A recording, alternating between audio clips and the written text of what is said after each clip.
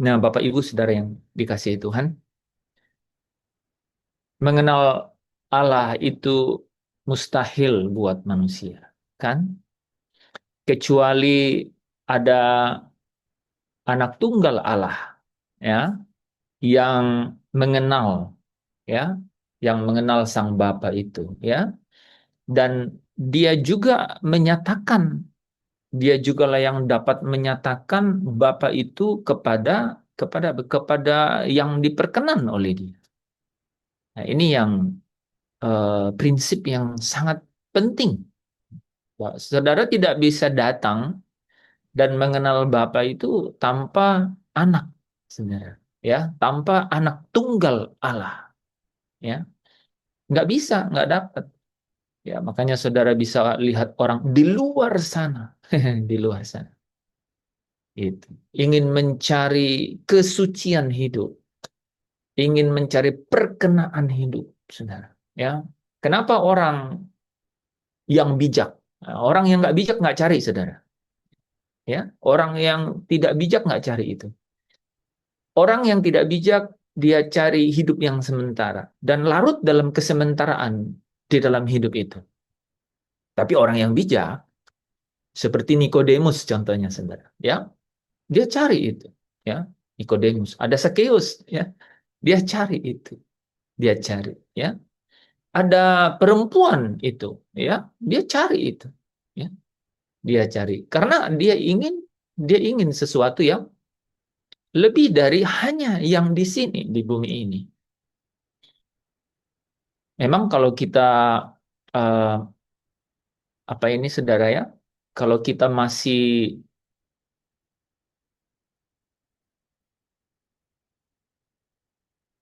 tidak terlalu mengalami banyak perjalanan di bumi ini, maka bumi ini itulah yang akan menjadi tujuan kita, gitu. Gitu. Karena apa? Karena ya kita belum banyak mengetahui apa, kita belum banyak waktu, gitu, untuk memiliki petualangan, gitu kan, dalam kehidupan di bumi. Jadi apa yang terjadi?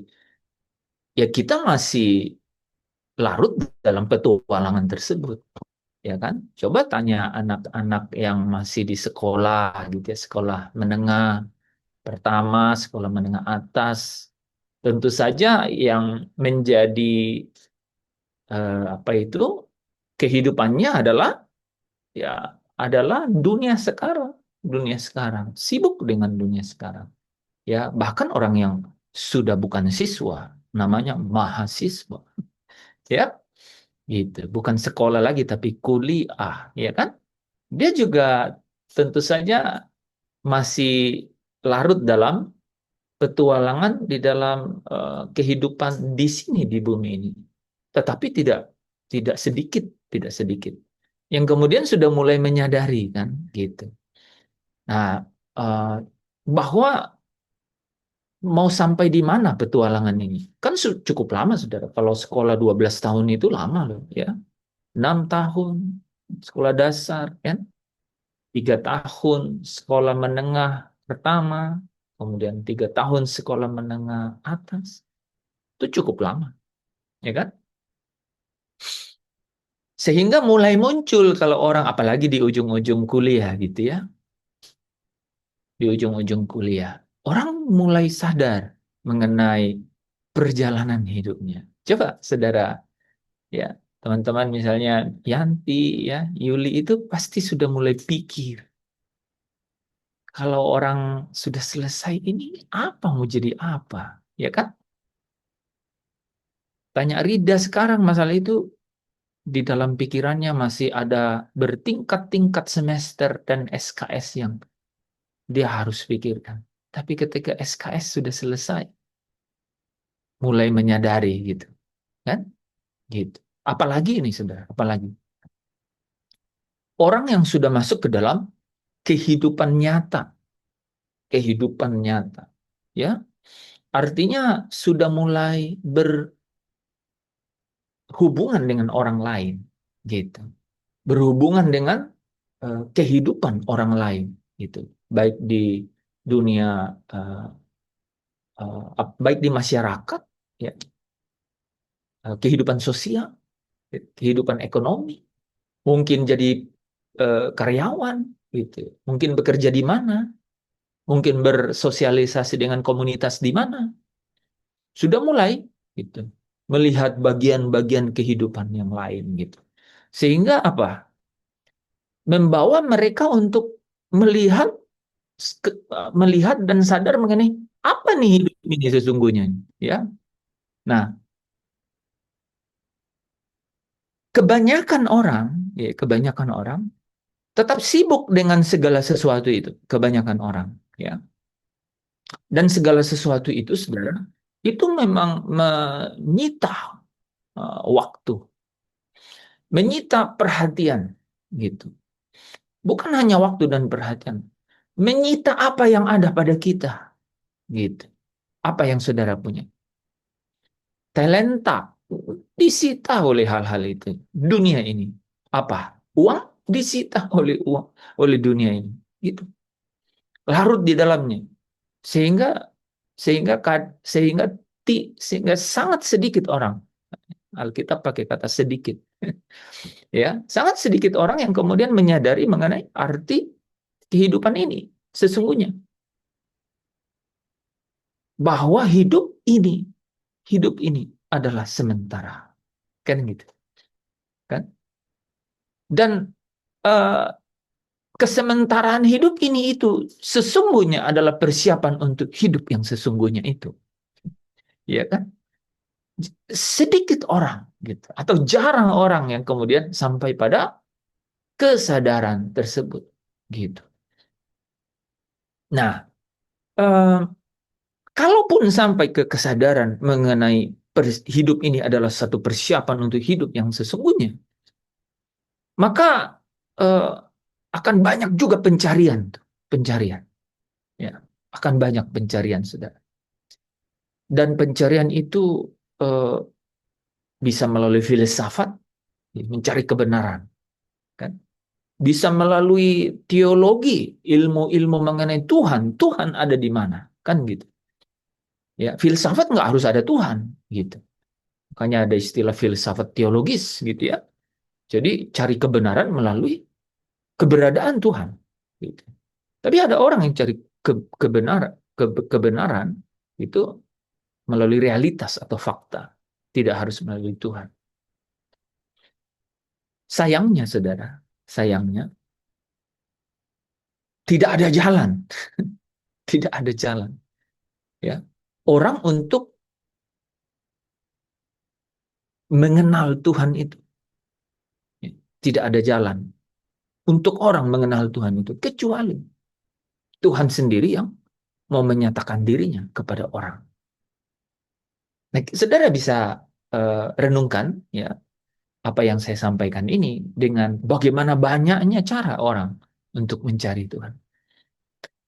Agama, ya, dari bahasa Latinnya agama. A tidak, gama teratur. Kacau, gama kacau. Tidak kacau. Jadi agama, A tidak, agama kacau. Sesuatu yang tidak kacau. Artinya teratur. Ya, jadi orang mencari sesuatu yang ada syariatnya, ada tata caranya, ada aturannya gitu. Orang mulai cari itu. Karena dengan demikian akan memungkinkan untuk menemukan sesuatu yang benar gitu. Sayangnya agama tidak juga memberi kepastian mengenai hidup yang sejati setelah hidup yang sementara ini.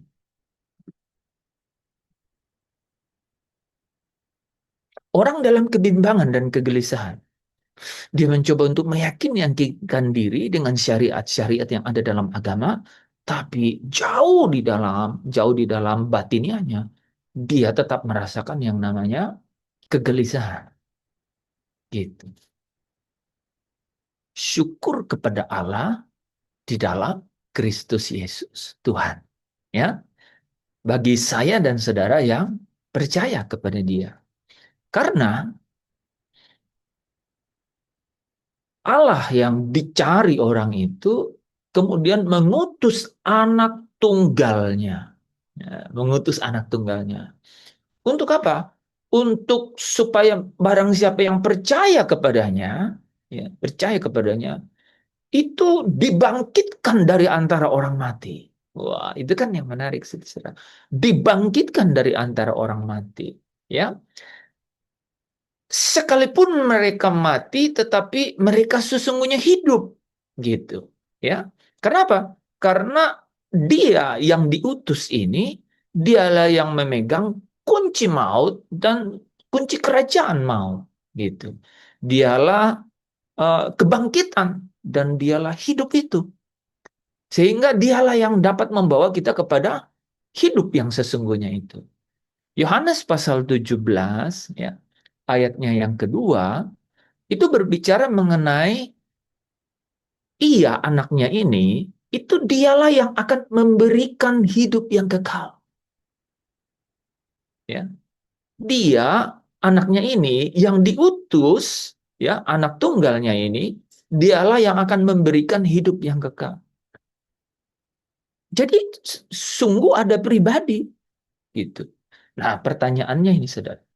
Pertanyaannya, bagaimana caranya? Ya, kalau agama bukan cara, maka bagaimana caranya? Saudara pasti sering dengar kan bahwa Kristen, agama Kristen itu bukan hanya agama, tetapi the way of life adalah jalan hidup, jalan untuk menuju kepada hidup yang sesungguhnya, ya, setelah hidup yang sementara ini. Yang di dalam Yohanes 17 disebut sebagai hidup yang kekal. Ya, makanya kita harus memiliki kesadaran, pemahaman, ya, perenungan yang mendalam mengenai makna atau cara pandang hidup yang kekal itu. Kita harus tahu itu. Ya. Nah, saudara, banyak cara orang untuk mencari, mencari apa? Mencari kebenaran. Banyak cara orang untuk mencari kebenaran. Kalau saudara ingat, ya, pembahasan kita kemarin,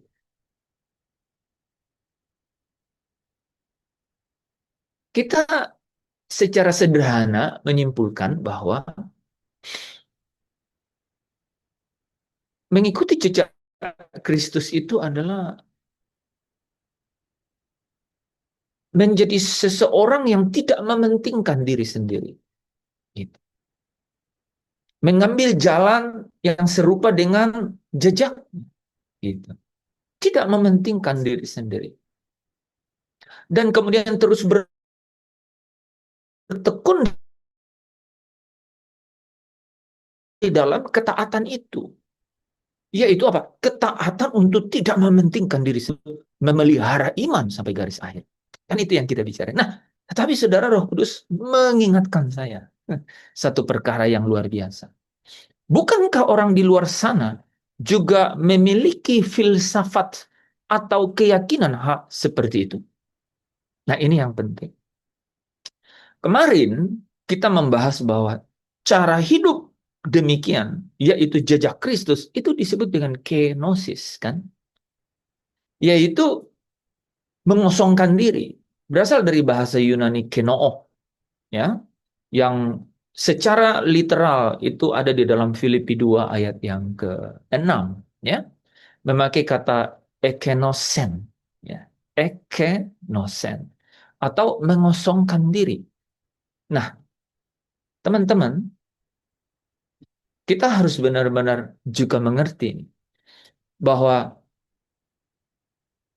mengosongkan diri di sini itu bukanlah akhir dari segalanya, gitu. Bukanlah akhir dari segalanya. Dan mengosongkan diri di sini, yaitu kenosis, itu eh,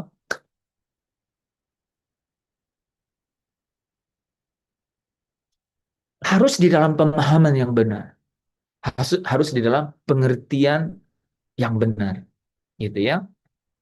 Karena orang bisa mengosongkan diri bisa tidak mementingkan diri gitu. Apakah itu kemudian membawa mereka untuk menemukan Allah itu, menemukan jalan kebenaran itu, menemukan hidup yang sejati itu? Apakah bisa? Apakah dapat?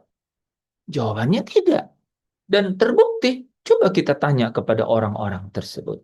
Pasti mereka masih ada di dalam, sekecil apapun, di dalam ruang batin mereka, ada kegelisahan mengenai kepastian akan hidup yang sejati itu. Berbeda jauh dengan saya dan saudara yang hidup di dalam Kristus Yesus. Nah, kita ingin tahu kan, kita ingin pahami apa yang jadi berbeda. Nah, saudara, kenosis atau mengosongkan diri itu, ya,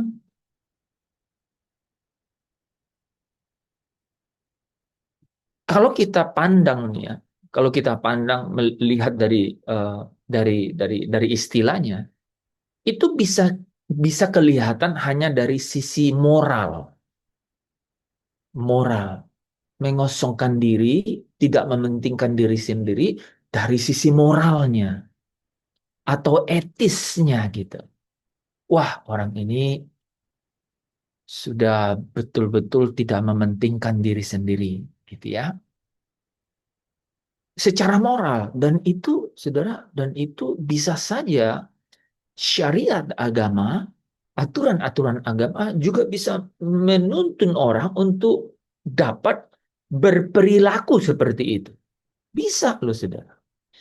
Ya, naif, saudara, kalau kita berkata bahwa orang yang di luar Kristus, orang yang di luar Kristus itu itu tidak dapat berperilaku seperti itu, artinya memiliki moral, etika yang tidak mementingkan dirinya sendiri. Saudara pasti bisa dapatkan gitu. Beberapa contoh, baik di lokal, di regional, bahkan di global, ada banyak nama orang yang berjuang mati-matian untuk negaranya, betul nggak? Gitu. Ada. Itu cerita-cerita. Ya. Oh, banyak yang heroik, banyak. Ah, kok heroik? Jangan-jangan terkesan seheroik, ya, seheroik apa perjuangan Kristus loh, saudara. Bisa saja, tapi nah itu yang saya mau coba eh, bawa, karena apa, saudara? Karena pemahaman ini akan menjawab banyak pertanyaan, gitu. Akan menjawab banyak pertanyaan. Dan bahkan pertanyaan-pertanyaan yang secara umum di dalam hidup kita. Kan sering ditanya kan, gitu. Perbuatan baik menyelamatkan, gitu. Kan perbuatan baik menyelamatkan. Kan itu artinya kenosis dari sisi etis. Kenosis yang dipandang dari sisi moral kan. Dia juga tidak mementingkan diri sendiri. Apakah itu bukan perbuatan baik? Kan begitu kan? Kan perbuatan baik juga, gitu. Nah, enggak maksud saya, ya kan? Kan perbuatan baik juga itu. Dan seperti yang saya katakan, ada ada figur-figur yang kita bisa lihat kan, gitu, menjadi contoh yang benar-benar bisa kita lihat. Nah, jadi kalau kita memandang kenosis hanya dari sisi moralitas, kenosis secara secara praktis kita katakan, oh, tidak mementingkan diri sendiri. Tapi hanya dari sisi moralnya, perilakunya, dia tidak mungkin sampai pada menemukan yang namanya kehidupan yang sejati. Karena apa? Karena tidak mungkin dikenal, gitu. Hanya yang hanya yang mengenal, hanya yang hanya anak tunggal Allah yang mengenal Allah Bapa itu, dan kepada siapa dia mau menyatakannya. Dan hanya anak tunggal Allah yang dapat memberikan hidup yang kekal itu. orang bisa mencarinya gitu ya dengan banyak cara, tapi tidak akan mungkin dapat sampai ke tingkat tersebut.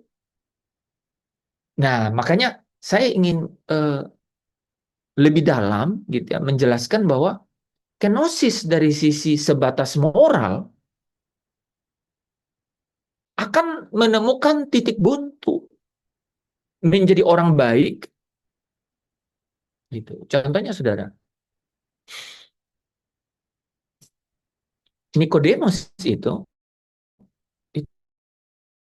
rabi Yahudi kan, yang guru ya,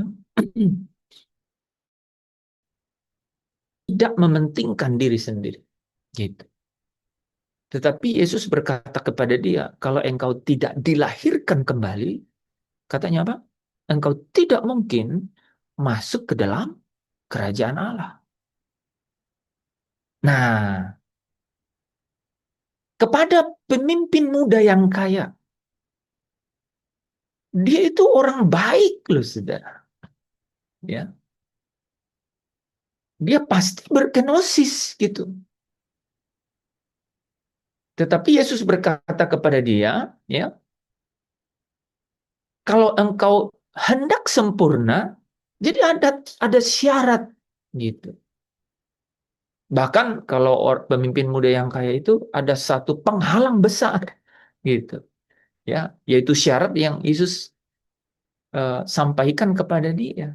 Jualah segala milikmu, bagikan kepada yang miskin supaya engkau memiliki harta di surga, kan? Lalu datang dan ikutlah aku. Jadi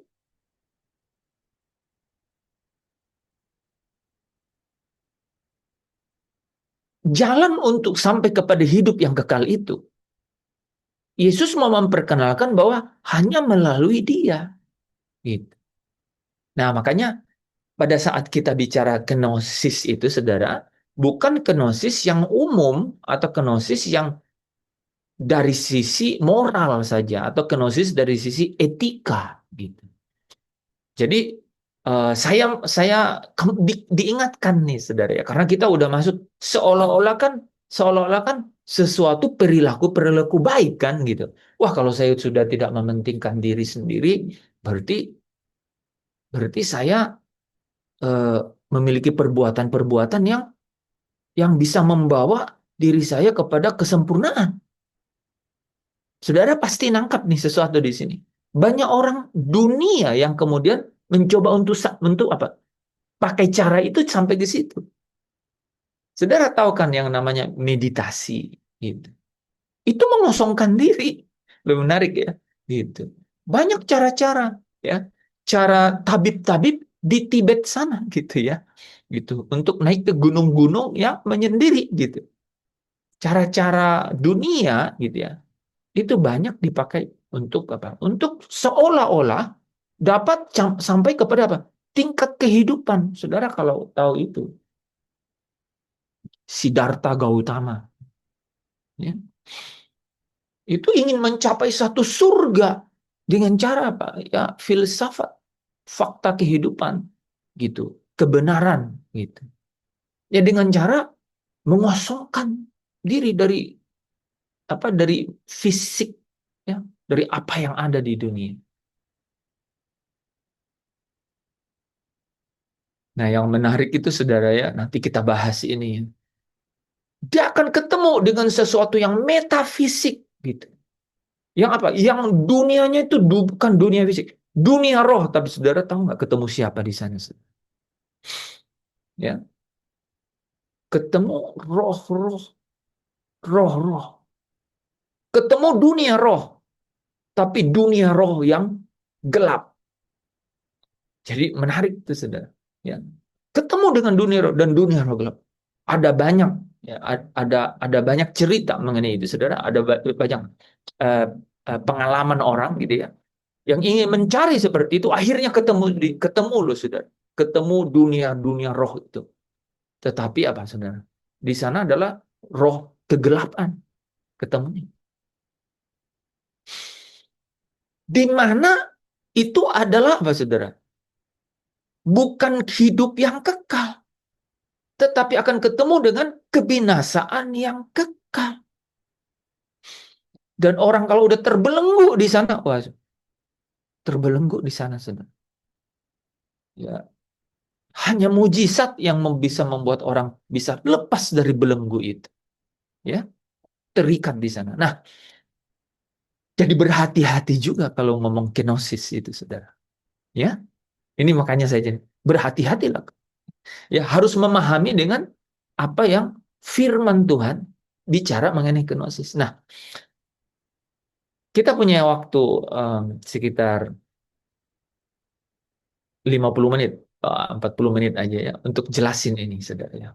Jadi kenosis yang sesungguhnya atau mengosongkan diri, ekenosen, ya, ekenosen yang sesungguhnya mengosongkan diri ini menurut Alkitab yang membawa kita dari hidup yang sementara ini kepada hidup yang kekal itu seperti apa? Seperti apa? Nah, di dalam sistematika teologi nih, saudara ya, kenosis itu ya harus dipahami, ya, kenosis yang dibahas dalam Filipi 2 ayat 6 itu harus dipahami dengan istilah kenosis ontologis. Kenosis ontologis. Nah, ontologis itu adalah uh, istilah yang dipakai untuk memahami satu kodrat atau keberadaan, gitu. Jadi kodrat atau keberadaan. Jadi kenosis yang kita harus pahami, ya, itu adalah kenosis bukan dari sisi etis moral, terbatas pada etis moral, tapi tetapi sesungguhnya adalah kenosis yang ontologis atau kenosis yang bicara mengenai kodrat, bicara mengenai kodrat gitu, bicara mengenai natur. Jadi perbuatan moral yang baik, etika yang baik, itu tidak bisa membawa orang kepada hidup yang kekal. Sekalipun dia mencarinya dengan kenosis, gitu. Dengan mengosongkan diri, dengan tidak mementingkan diri sendiri. Makanya kita harus belajar yang dimaksudkan di dalam Filipi 2 ayat 6 itu adalah bicara mengenai natur. Nah, sebelum kita masuk ke pembahasan, saya kasih sesuatu yang sederhana, sederhana. Sederhana, saudara. Ini hanya perumpamaan untuk mendekati. Perhatikan baik-baik.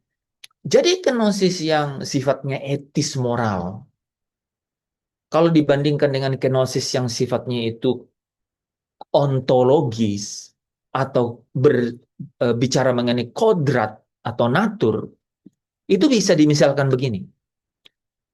Bagaimana memulihkan apel yang busuk? Gimana supaya apel yang busuk ini tuh bisa bisa dipulihkan lah, bisa diterima gitu? Gimana caranya? Nah, kalau kenosis yang batasannya hanya sampai etis atau moral, maka apel ini yang busuk ini di luarnya itu dibungkus. Luarnya itu dibuat sedemikian rupa, ada banyak cara ya, sehingga kelihatan dari luar itu bagus. Itu moral etis. Ada treatment-treatment, ya. Ada perlakuan-perlakuan yang kemudian apa di dilaku apa di apa dilekatkan kepadanya gitu ya. Ya, supaya dia menjadi apa? Supaya dia menjadi kelihatan bagus gitu. Bisa.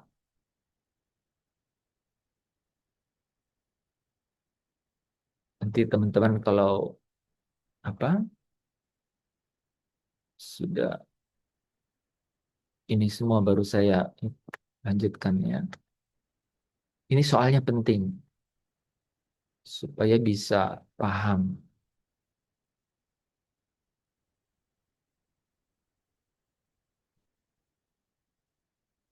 Itu tuh ya. Ini apel. Apel gimana supaya bisa diterima? Ya, bisa eh, bisa didandani di luarnya gitu. Bisa dibuat cover gitu. Ada banyak cara kan gitu.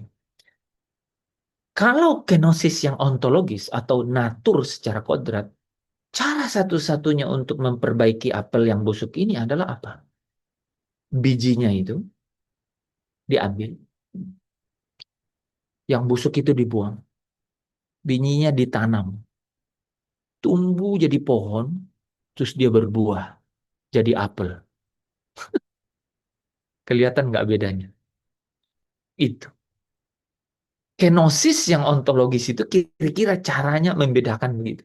Yang sebatas etis moral dengan kenosis yang apa? Yang ontologis atau berbasis kodratnya gitu. Nah, makanya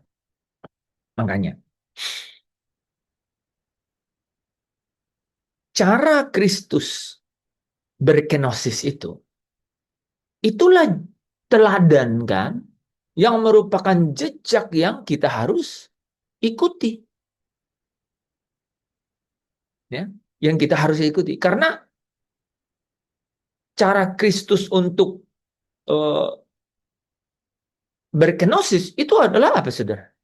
Dia adalah anak tunggal Allah, ya. Yang apa, saudara? Yang menjadi yang mengambil rupa hamba dan menjadi sama seperti manusia. Menjadi sama seperti manusia. Jadi dia memberi teladan. Dia mengambil perjalanan yang sama dengan manusia. Dia mengambil perjalanan yang sama.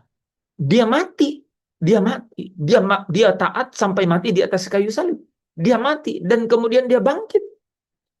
Jadi dia mengikuti segala konsekuensi apel yang busuk atau manusia yang berdosa yang harus mati.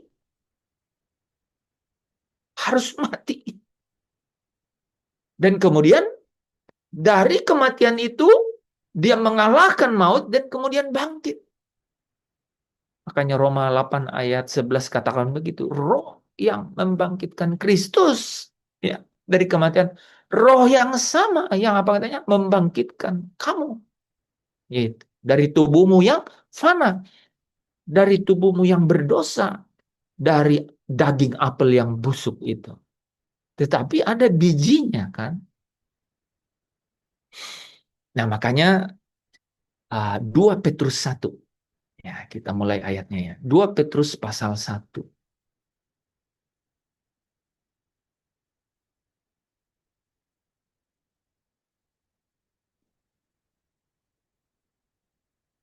2 Petrus pasal 1 ya.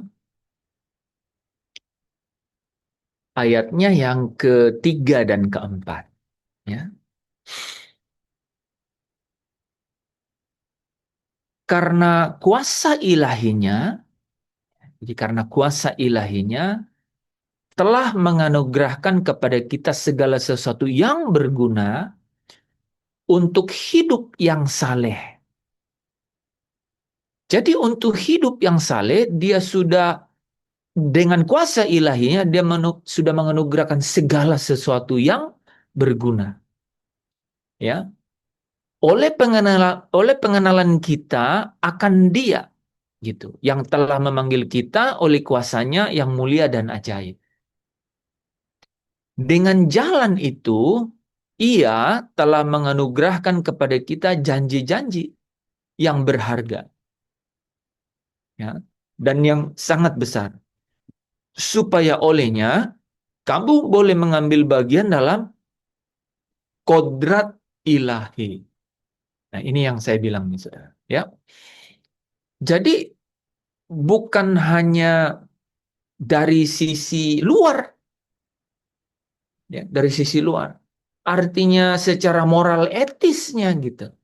Tetapi memang secara kodratnya, ya, kodrat ilahi, ya, yang dan luput dari hawa nafsu duniawi yang membinasakan. Jadi mengosongkan diri atau menjadi eh,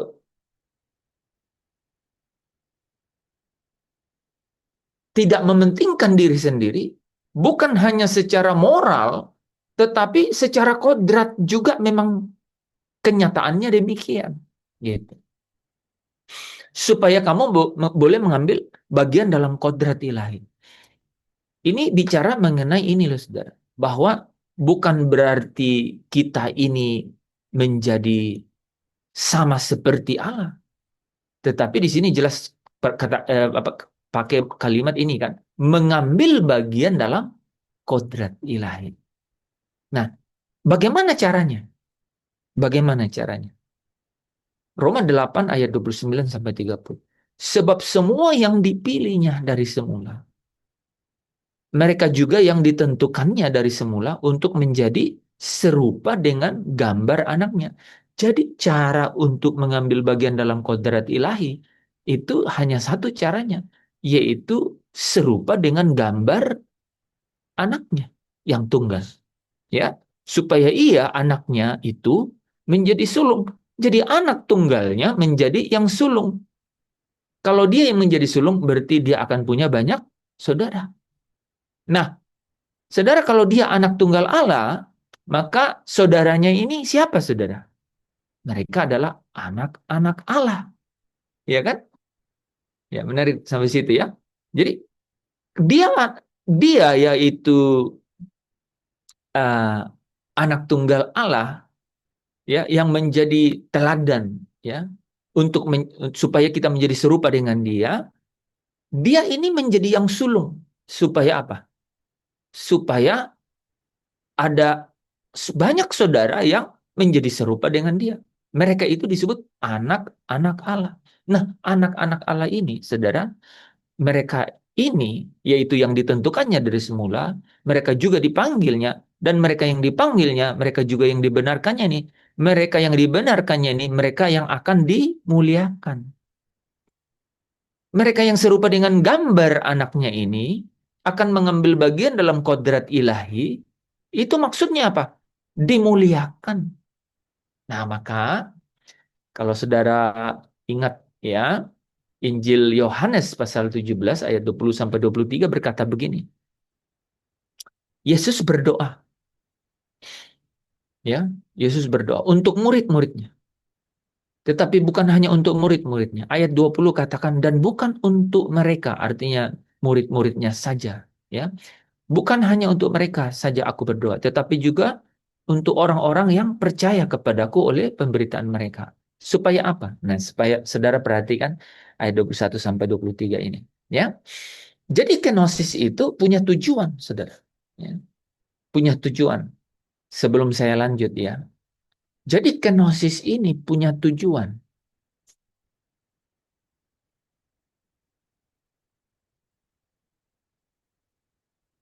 Kenosis yang ontologis ini, saudara, itu adalah kenosis yang apa tadi? Hah?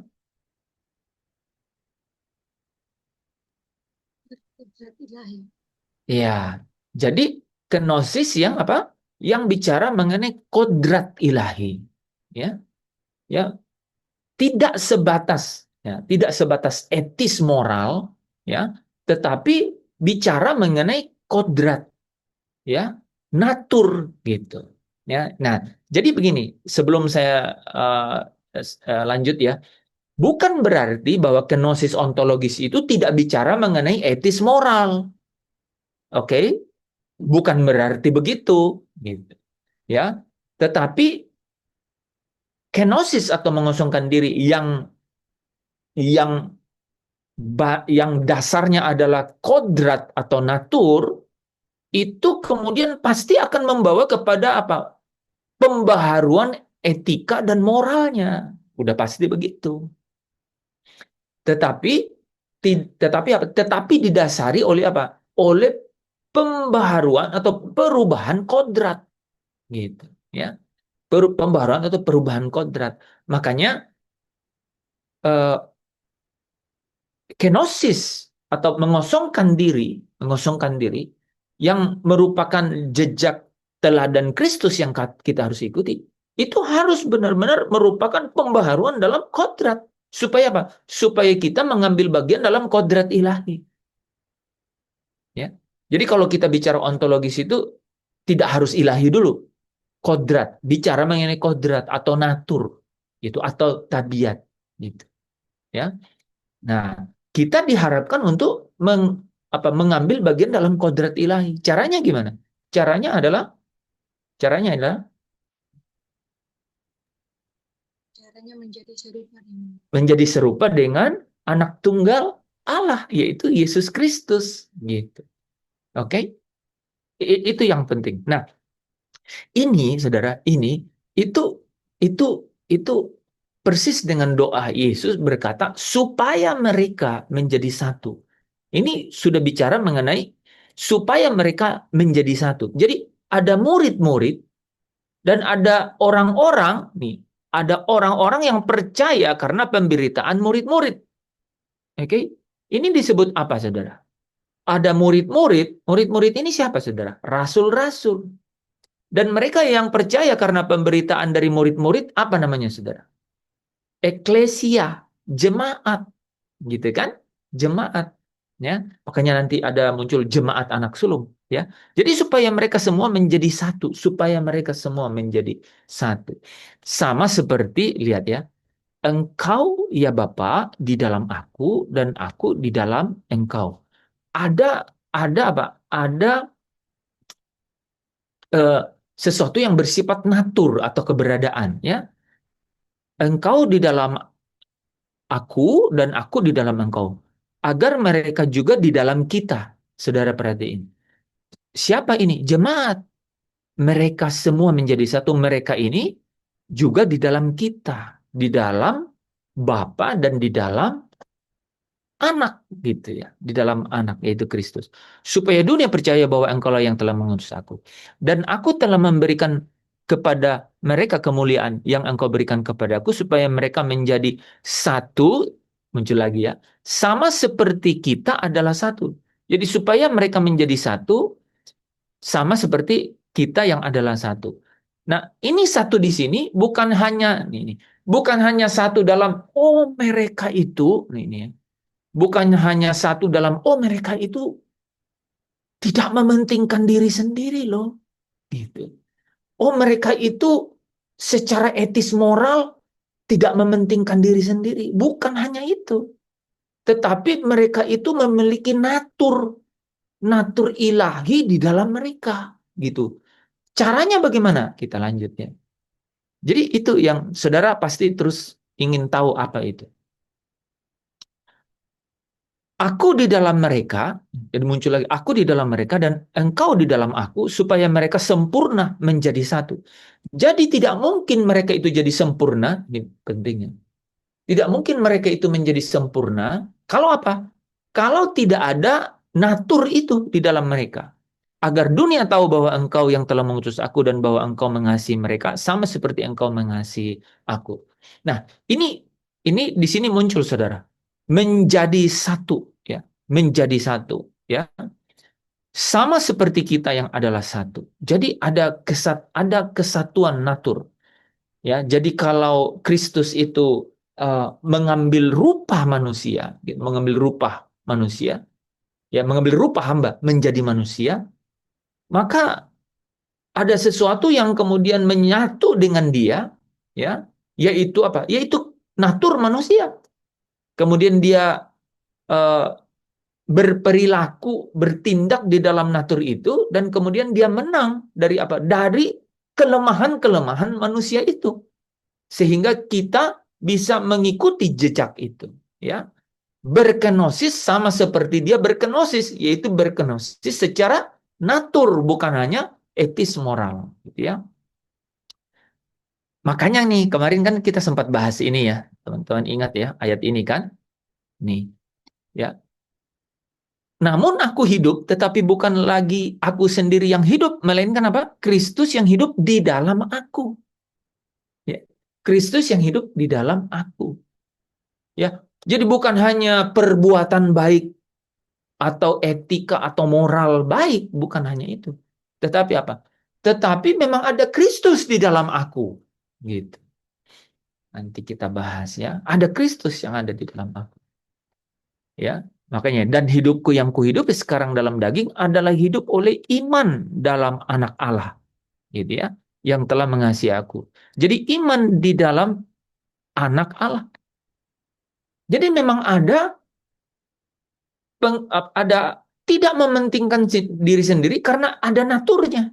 Nah, ini nyambung juga dengan 2 Korintus 5 ayat 15 yang kita bahas kemarin kan bahwa apa? Karena Kristus telah mati untuk semua orang maka mereka yang hidup tidak lagi hidup untuk dirinya sendiri. Tidak lagi hidup untuk tidak lagi hidup untuk dirinya sendiri. Tetapi bagi dia jadi ada kesatuan natur gitu, kesatuan natur. Nah, apa kesatuan natur itu sebenarnya? Bukan hanya orang sembarangan gitu yang kemudian memiliki apa? Hanya orang sembarangan yang kemudian bisa berperilaku dengan moral dan etika yang baik gitu. Tetapi memang ada kesatuan di dalam di dalam naturnya Kristus gitu. Yaitu apa? Yaitu bagaimana dia dalam hidupnya sebagai manusia, dalam hidupnya sebagai manusia yang kemudian mati dan kemudian bangkit. Nah, kita lanjut dulu ya. Ini kemudian yang dimaksudkan di dalam Efesus pasal 1 ayat 5. Nih, ya. Efesus pasal 1 ayat 5. Bukankah nih Saudara ya?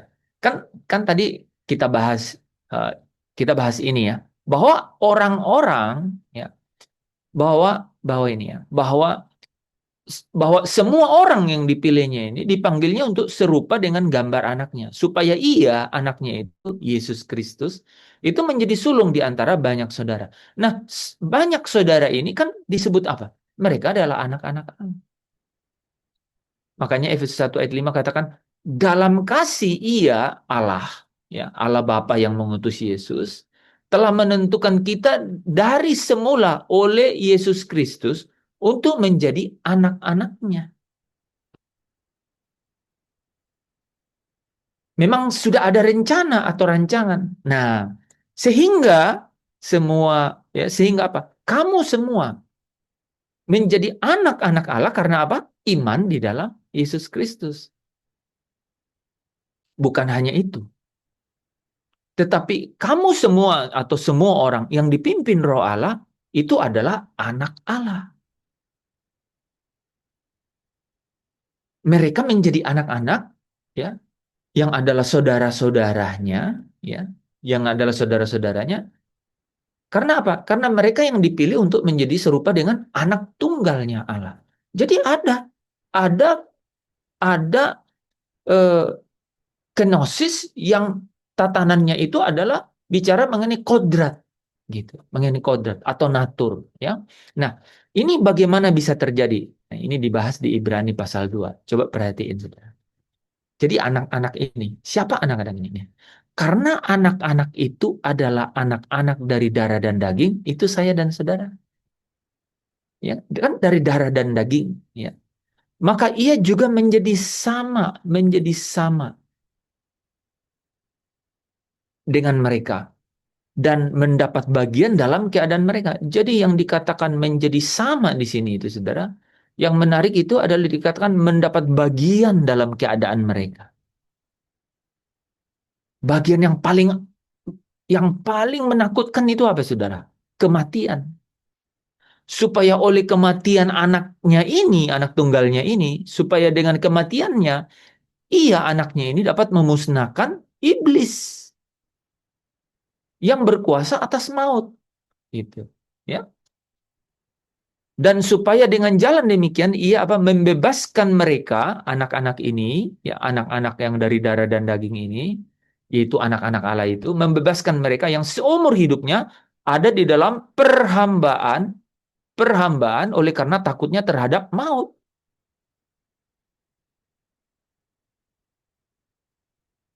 Jadi menemukan hidup yang kekal, ya, menemukan hidup yang kekal, yaitu hidup sesungguhnya itu, karena apa? Karena dibangkitkan dari kematian. Dan caranya dibangkitkan dari kematian bukan hanya karena etika dan standar moral, tetapi memang apa? Memang secara natur, gitu. Bagaimana caranya terjadi? Allah mengutus anaknya sendiri, anak tunggalnya untuk apa? Untuk apa, saudara? Untuk menjadi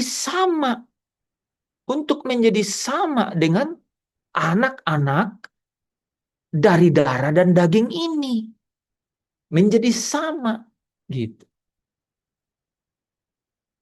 Yaitu apa? Yang mati, saudara. Ya, mati.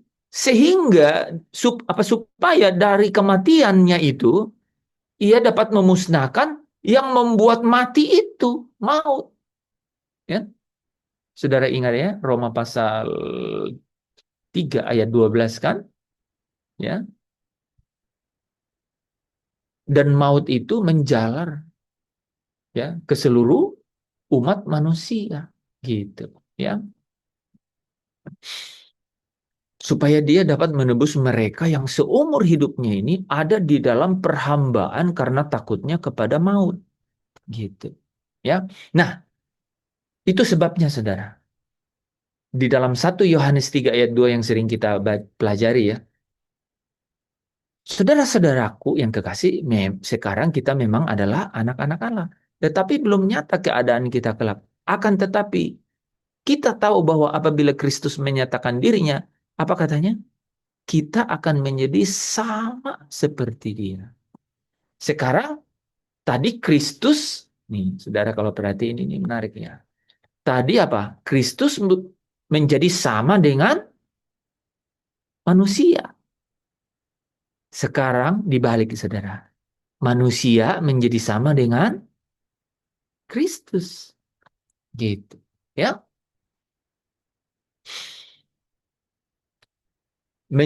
Kita menjadi sama seperti Dia. Ya. Sebab kita akan melihat Dia dalam keadaannya yang sebenarnya. Ya, oke. Nah, inilah yang dibilang bahwa ketika kita mengosongkan diri, maka itu bicara mengenai kita mendapatkan bagian di dalam kodrat ilahi, ya, mendapat bagian dalam kodrat ilahi. Nah, bahkan saudara kalau perhatiin ini lebih lebih menarik gitu, saudara, ya. Mazmur 82 ayat 6, ya, bicara mengenai aku sendiri telah berfirman. Jadi uh, Yehova, ya, berfirman, kamu adalah Allah dan anak-anak yang maha tinggi kamu sekalian, gitu. Artinya apa?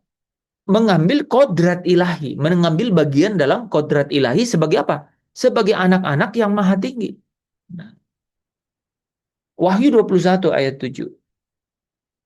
Barang siapa menang, berarti ada yang tidak menang, ya. Barang siapa menang, ia akan memperoleh semuanya ini, ya. Semuanya ini itu apa, saudara?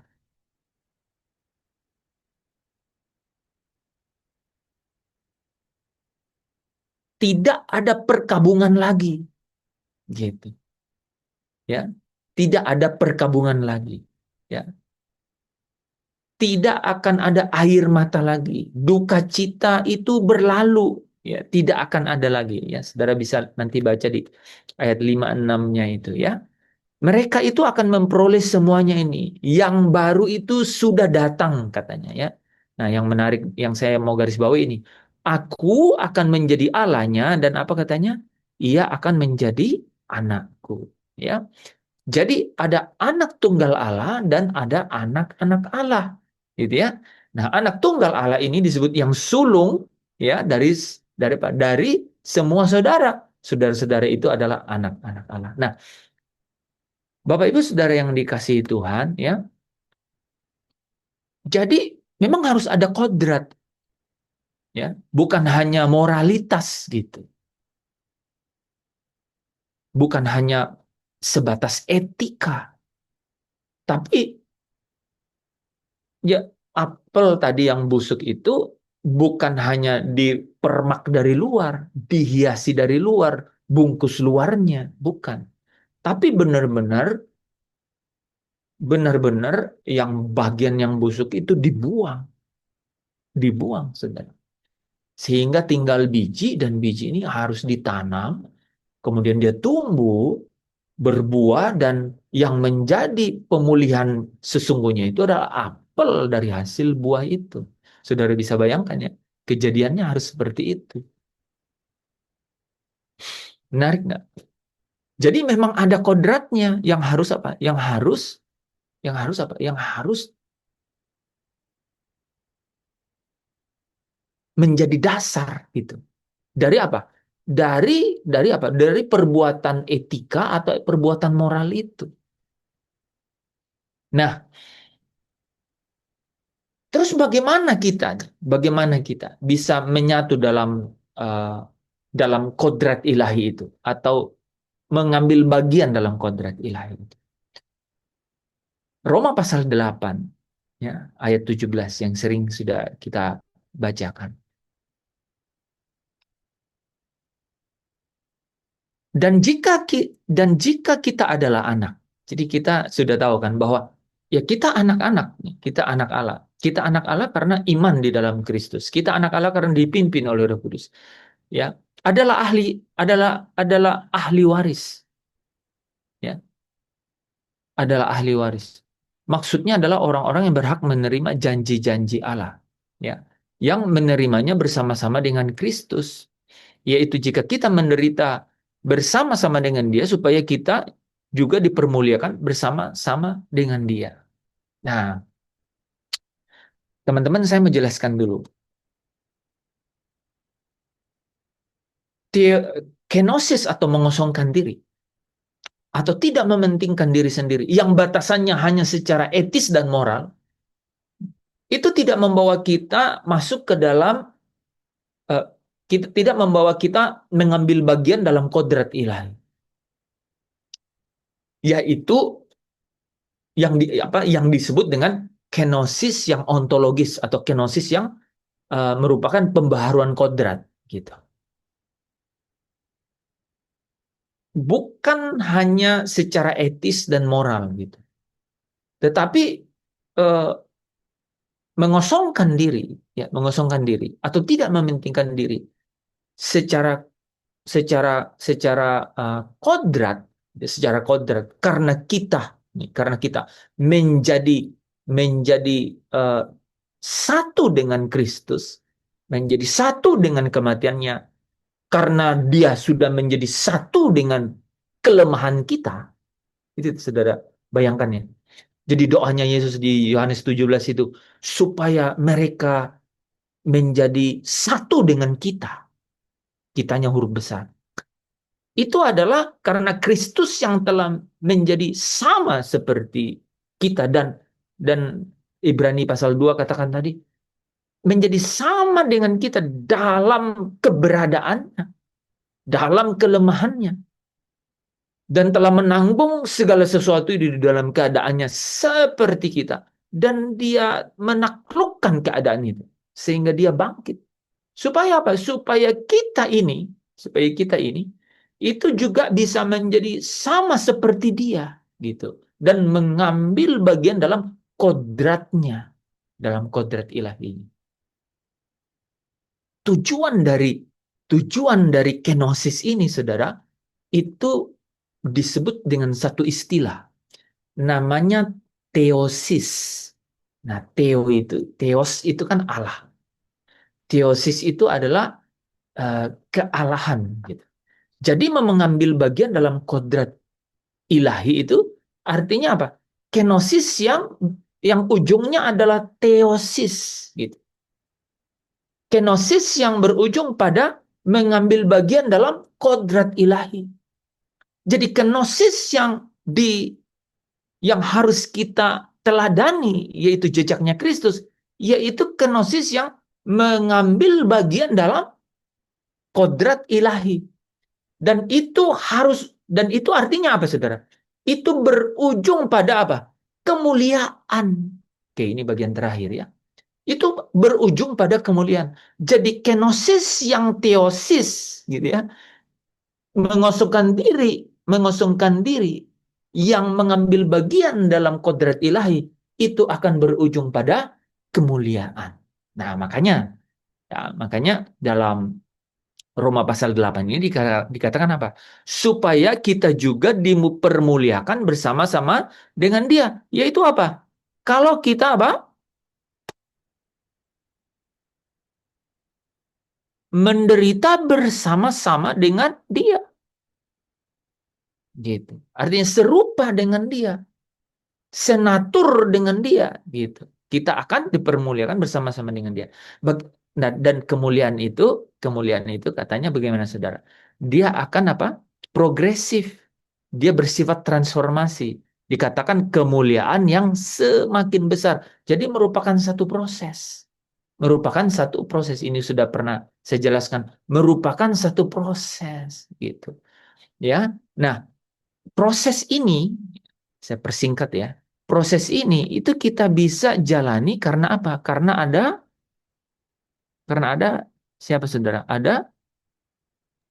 Kudus. Ada Roh Kudus nih, ya. Ya. Nih, mengaruniakan roh. Sebagai apa? Sebagai jaminan dari segala sesuatu yang telah disediakan bagi kita. Itu mirip dengan ayat ini nih, ya. Roh Kudus, ya, itu menjadi jaminan bagian kita sampai kita memperoleh seluruhnya. Ini bicara mengenai apa? Bicara mengenai kemuliaan, gitu, ya. Bicara mengenai kemuliaan. Makanya Kolose 1 nih, ya, ayat 27 sampai 28 katakan begini, Saudara, ya. Kristus ada di tengah-tengah kamu. Kristus yang adalah pengharapan akan kemuliaan itu. Jadi Kristus itu pengharapan karena Kristuslah yang berkenosis, gitu. Kristuslah yang mengosongkan dirinya yang menjadi sama, yang mengambil rupa hamba sama seperti manusia, gitu. Dalam segala keadaannya, saya senang sekali ayat ini nih, saudaranya, ya, nih. Mendapat bagian dalam keadaan mereka. Jadi Kristus menjadi sama dengan mereka dan mendapat bagian dalam keadaan mereka. Apa keadaan mereka itu? Ini. Seumur hidupnya berada di dalam perhambaan oleh karena takut kepada maut. Itu keadaannya kan. Dan keadaan mereka ini itu dimusnahkan oleh Dia, gitu. Dimusnahkan oleh Dia, ya, yang dikuasai oleh iblis ini, dikuasai sehingga apa? Sehingga kita akan menjadi sama seperti Dia, gitu. Karena kita serupa dengan Dia, ya. Oke, ya. Nah, eh, makanya nih, Saudara, ya, makanya, ya, mengosongkan diri inilah yang kemudian kita katakan ini dulu nih, ya. Eh, ini nih, ya, ayat 28. Dialah yang kami beritakan apabila tiap-tiap orang kami nasihati, tiap-tiap orang kami ajari. Ya, tiap-tiap orang kami nasihati, tiap-tiap orang kami ajari dalam hikmat. Apa? Untuk memimpin tiap-tiap orang, 3 kali tiap-tiap orang. Tiap-tiap orang kami nasihati, tiap-tiap orang kami ajari untuk memimpin tiap-tiap orang kepada apa? Kesempurnaan di dalam Kristus. Saudara ingatkan kemarin kita bicara mengenai kesempurnaan. Kalau bicara kesempurnaan dalam Kristus, kenapa? Karena Kristus yang sudah mencapai kesempurnaannya. Karena Kristus telah mencapai kesempurnaannya itu, maka apanya kita yang bisa jadi sempurna? Iman kita yang bisa jadi sempurna. Gitu kan? Iman kita yang bisa menjadi sempurna. Nah, maka 1 Timotius 6 ya, ayat 12. Bagaimana supaya kita mengosongkan diri, supaya kita bisa mengambil bagian dalam kodrat ilahi yang berujung pada kemuliaan, yaitu hidup yang kekal. Bertandinglah dalam pertandingan iman yang benar. Lihat kalimat sebelumnya, dan rebutlah hidup yang kekal. Saudara bisa jahit sendiri itu kan, karena di sini langsung terjahit kan. Jadi ya, pertandingan iman itu ujungnya pasti hidup yang kekal gitu ya. Karena apa? Karena tujuan daripada imanmu itu adalah keselamatan jiwa. Ya, saya masuk ke bagian terakhir ini ya. Bagaimana kita bertanding dalam pertandingan iman yang benar itu? 2 Petrus 1 ayat 5 sampai 11. Ini menarik Saudara, ya. Justru karena itu kamu harus dengan sungguh-sungguh berusaha apa katanya? Menambahkan kepada imanmu. Nah, ini Saudara menarik kan? Jadi Saudara nanyakan iman yang sempurna itu seperti apa? Gitu kan? Tambahkan kepada imanmu ini. Ada 7 hal, nanti Saudara baca sendiri. Ya, nanti kita juga bisa bahas. Pengetahuan, pertama apa? Kebajikan. Yang kedua apa? Pengetahuan. Yang ketiga apa? Penguasaan diri. Kepada penguasaan diri apa? Ketekunan tambahkan. Kepada ketekunan tambahkan apa? Kesalehan. Ya. Kepada kesalehan tambahkan apa? Kasih akan saudara-saudara. Dan kepada kasih akan saudara-saudara, kasih akan semua orang. Ada 7. Tunjuk tambahkan kepada imanmu. Ayat 8 coba saudara perhatikan ya. Nanti saudara bisa baca sendiri. Sebab apabila semuanya itu ada padamu berlimpah-limpah tadi ya, iman plus plus. Iman plus 7. Apa katanya? Kamu akan dibuatnya giat dan berhasil dalam pengenalanmu akan Yesus Kristus Tuhan. Saudara ingat nggak ayat ini tadi?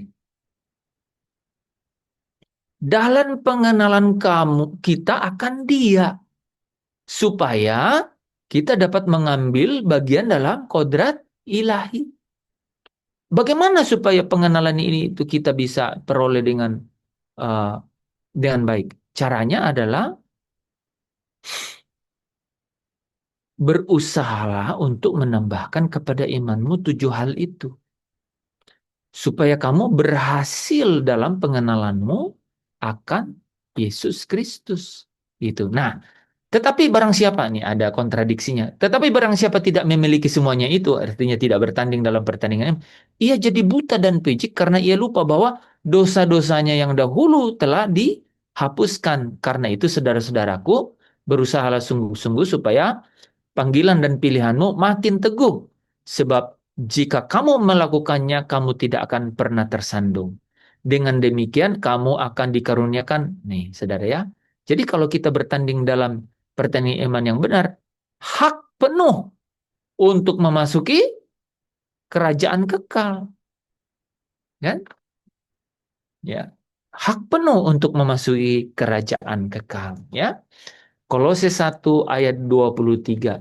Sebab itu haruslah kamu bertekun dalam iman, tetap teguh, tidak bergoncang, jangan mau digeser dari pengharapan Injil yang telah kamu dengar dan yang telah dikabarkan di seluruh alam di bawah langit dan yang aku ini Paulus telah menjadi pelayannya. Jadi katanya haruslah kamu bertekun dalam iman, ya, tetap teguh, tidak tergoncang, ya, jangan mau bergeser. Peliharalah imanmu dengan cara bertanding dalam pertandingan iman yang benar. Yang terakhir dari yang terakhir kan,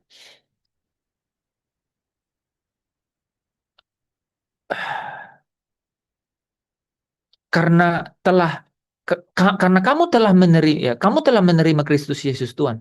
Karena itu hendaklah hidupmu tetap di dalam Dia, berakar di dalam Dia, dibangun di atas Dia. Ya, hendaklah kamu bertambah teguh dalam iman. Ya, muncul lagi kan, teguh di dalam iman.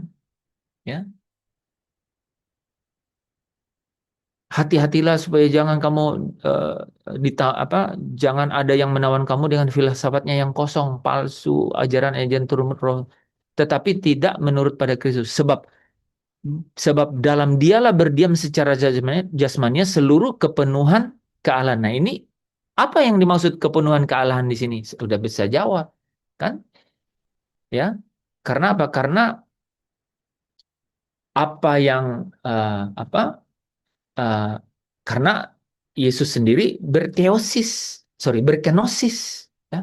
Dia mengosongkan diri, kan? Ya, dan Allah kemudian apa? Meninggikan dia, memuliakan dia, ya. Nah, yang menarik di sini adalah kamu telah dipenuhi di dalam dia. Dia yang adalah kepala, ya. Semua pemerintah dan penguasa. Jadi kamu telah dipenuhi di dalam dia. Jadi dia kepenuhan, tapi kamu juga telah dipenuhi di dalam dia. Caranya dipenuhi di dalam dia adalah apa? Kita sendiri juga apa? Menjadi akan sama seperti dia, memperoleh bagian dalam kodrat ilahi. Karena itu kamu, karena itu pikirkanlah perkara yang di atas. Sorry, carilah perkara yang di atas. Pikirkanlah perkara yang di atas, ya. Supaya apa? Supaya kalau Kristus itu adalah hidup kita, maka kalau ia datang di dalam kemuliaannya, ya, menyatakan diri kelak, kamu juga akan menyatakan diri bersama dia di dalam kemuliaannya. Jadi apa, saudara? Kenosis itu bukan hanya sebatas etika moral, tapi apa? Harus pada tatanan kodrat. Gitu. Artinya apa? Artinya sampai teosis. Artinya apa? Mengambil bagian dalam kodrat ilahi. Gitu ya. Karena Kristus telah mengambil rupa hamba menjadi sama seperti manusia, maka sama seperti kita. Kita jadikan dia teladan, kan? Jadi teladan mengikuti jejaknya, gitu. Mengikuti jejaknya. Artinya apa? Kita juga mengambil kodrat di dalam dia. Nah, kodrat dia di dalam kita itu apa? Tadi itu rohnya yang kudus, ya. Rohnya yang kudus, yaitu roh Kristus sendiri, ada di dalam kita. Yang menjadi jaminan sampai kita memperoleh seluruhnya, semuanya. Termasuk apa? Terbagian terakhir, yaitu redemption of body, yaitu pemulihan tubuh kita.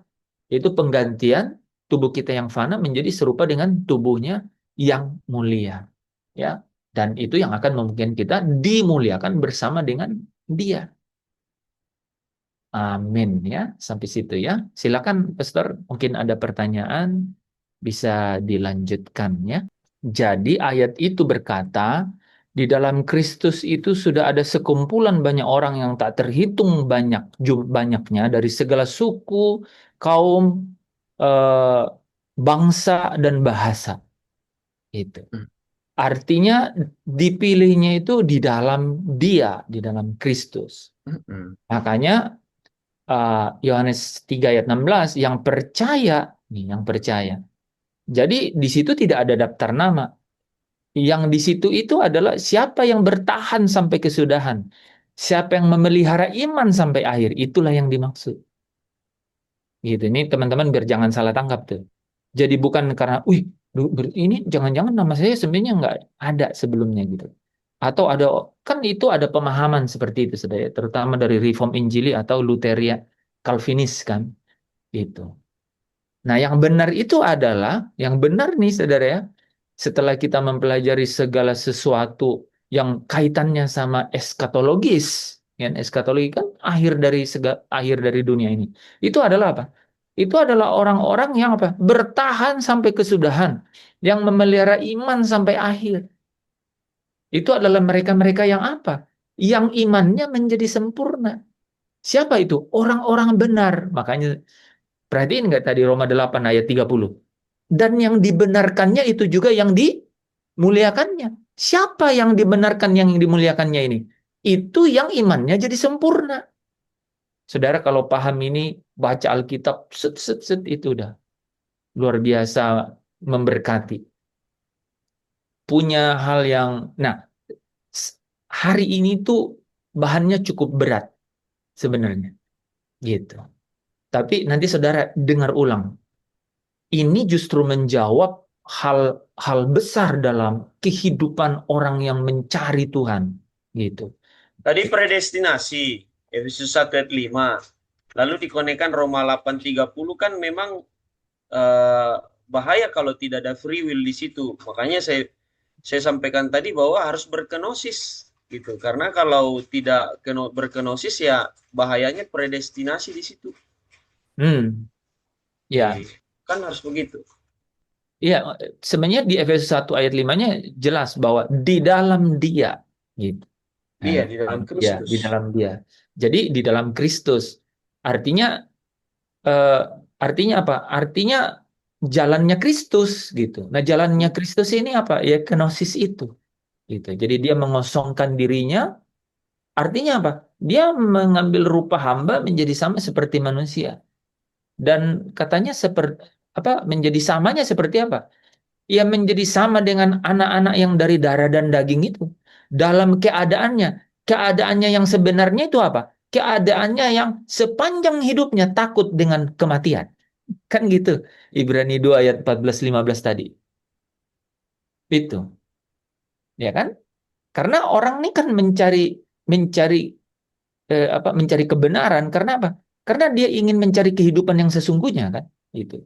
Kehidupan sesungguhnya itu adalah kehidupan yang eh, yang apa? Kehidupan yang akan datang gitu. Yang apa? Yang lebih sejati daripada hidup yang sementara ini. Kan itu kehidupan yang sesungguhnya itu. Karena kalau dia tidak masuk ke dalam kehidupan yang sesungguhnya, maka dia akan masuk dalam kebinasaan yang kekal. Gitu. Apanya yang binasa? Kan gitu pertanyaannya. Apanya yang binasa? Sebenarnya ada orang ya, ada orang yang bilang, oh iya, binasa selama-lamanya gitu.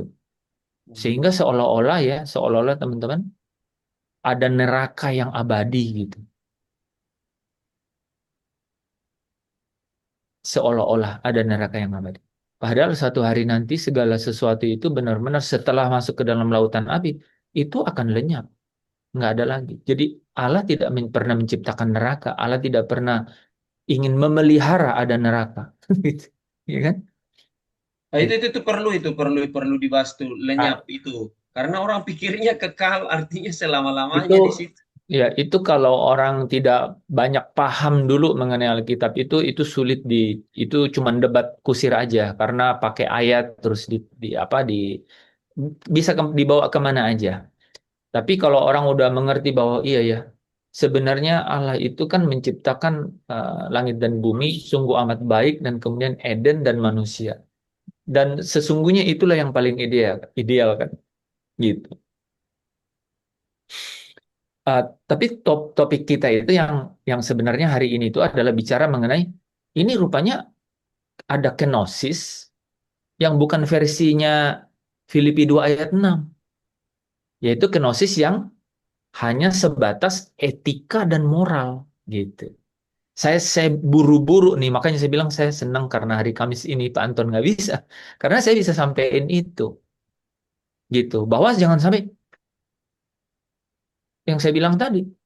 Banyak loh orang yang nggak mementingkan diri sendiri. Jangankan nggak mementingkan diri sendiri, dia itu heroik membela orang lain.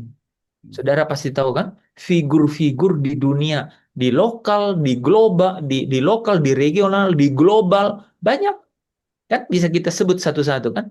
Pasti ada orang di NTT yang terkenal. Orang itu baik sekali, dermawan, dia hidup secukupnya, tapi dia korban buat orang lain. Tapi bukan Kristen loh. Nah, benar kan? Gitu.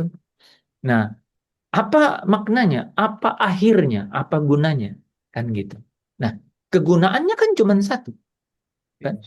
Harus dia ketemu dengan hidup yang kekal, kan? Nah, dia harus ketemu dengan hidup yang kekal. Nah, hidup yang kekal itu Yohanes 17 ayat 3, ayat 2-nya nih, ayat 2-nya. rupanya anak itu yang bisa kasih hidup yang kekal. Ya kan? Bagaimana caranya di dalam anak itu ada hidup yang kekal, kan? Nah, itu caranya adalah berkenosis yang apa?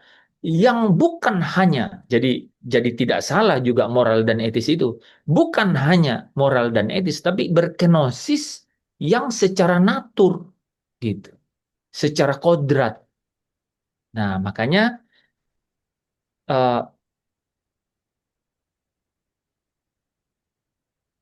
orang-orang percaya, orang-orang percaya diberikan anugerah gitu untuk dia supaya supaya dengan anugerah dan janji di situ tuh bicara Roh Kudus.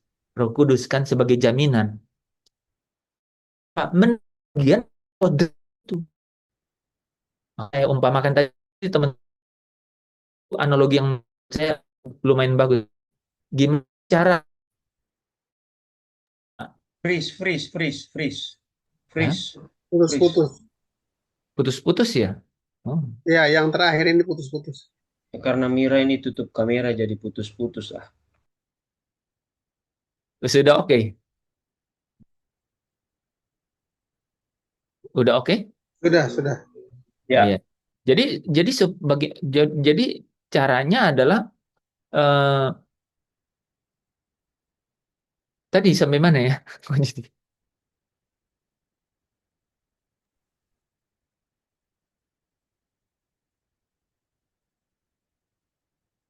Kristusnya berkenosis secara bukan. kodrat. Yesus berkenosis secara kodrat supaya orang yang percaya kepadanya. Hmm.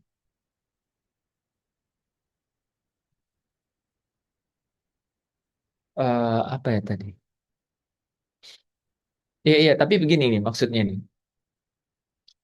Eh, bahwa kenosisnya udah pasti berkenosis, tapi kenosisnya gimana nih? Kan teman-teman tuh udah berulang-ulang kan dengar kenosis mengosongkan diri. Mengosongkan diri ini tidak mementingkan diri sendiri dan terus bertekun dalam ketaatan itu, ya kan? Tapi yang mana? Kan ada juga yang sifatnya moral. Yang saya bilang banyak figur-figur kan yang bisa seperti itu. Ya coba bayangkan. Nah, saudara tahu nggak ada banyak kan dermawan, DM, derma, KDM. dermawan loh saudara, dermawan, orang-orang dermawan gitu kan, gitu. Orang-orang dermawan yang benar-benar dermawan. Gitu. Saya kasih contoh, mungkin di Indonesia saya belum ya, Mother Teresa, kan dia hidup benar-benar dalam keadaan yang orang nggak bisa terima gitu. Ya, ya kan? Hidup untuk orang lain gitu. Contohnya saudara. Jadi orang tetapi apa? Keno apa? Nongken atau tidak memiliki diri sendiri itu yang benar yang 2 Korintus 5 ayat 15 itu. Ya, tetapi hidup bagi dia. Nah, hidup bagi dia ini caranya bagaimana hidup bagi dia? Hidup bagi dia. Oh, Galatia 2 ayat 10, Kristus di dalam aku. Apanya Kristus yang di dalam kita? Naturnya itu. Jadi kamu harus dilahirkan kembali. Gitu. Dilahirkan dari bukan hanya air tapi roh. Gitu. Jadi natur kita benar-benar diubah yang aku bilang kan. Baru dapat. Ingat kan? Nah, apel tadi itu loh. Nah, itu tadi yang saya apel itu tadi itu bisa kan supaya apel busuk ini bisa kelihatan masih bisa diterima, paling nggak dilihat itu kan dipermak itu dari luar kan. Tapi kenosis yang ontologis atau kenosis yang naturnya itu yang yang benar-benar disentuh adalah apa? Adalah biar dibuang itu daging apel yang busuk itu. Sisa bijinya ditanam, bijinya tumbuh sampai apelnya berbuah. Capek juga membayangkannya ya. Ya. capek sekali membayangkannya. Ya kan? Tapi menurut saya itu representasi yang menarik loh. Itulah sesungguhnya gitu. Untuk mana mengubah busuk ini menjadi yang bisa berkenan atau diterima gitu. Gimana caranya? Apakah hanya moral etis gitu? Permak luarnya aja? Etis itu kan dari kelihatan luar gitu. Apakah itu bahwa dia untuk dapat dapat bagian kehidupan yang kekal? Nah, itu bahasannya itu.